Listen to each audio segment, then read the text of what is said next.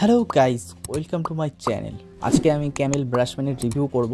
চলো শুরু করা যাক। এখানে আমি একটা ফুল কমপ্লিট ড্রয়িং দেখাবো। এখানে আমি ইউজ করছি আইভরি শিট 200 GSM এর। তোমরা ভিডিওটি সম্পূর্ণ দেখো, না হলে কিছুই বুঝতে পারবে না। এই ব্রাশ পেনের আনবক্সিং ভিডিও আমার চ্যানেলে দেওয়া রয়েছে এবং আমি ডেসক্রিপশনেও লিঙ্কটি দিয়ে রাখলাম, তোমরা চেক করতে পারো। ধীরে ধীরে আমি পাতার টেক্সচারগুলো ক্রিয়েট করব। প্রথমে লেমন ইয়েলো, তারপর লাইট গ্রিন। কালারগুলো আমি মেনশন করে দেবো। আর ভিডিওটি ভালো লাগলে অবশ্যই লাইক কমেন্ট শেয়ার করে দিও এবং যারা আমার চ্যানেলে নতুন তারা অবশ্যই সাবস্ক্রাইব করো।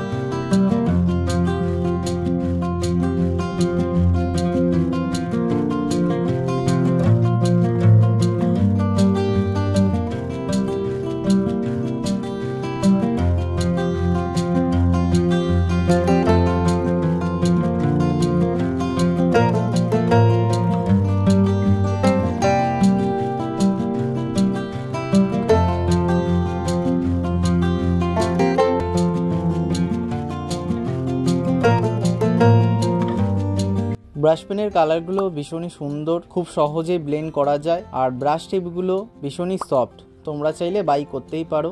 আর এই ব্রাশ পেন দিয়ে করা কিছু ড্রয়িং আমার চ্যানেলে পেয়ে যাবে, তোমরা চেক করে নিতে পারো। আবার দেখা হবে নেক্সট ভিডিওতে। বাই।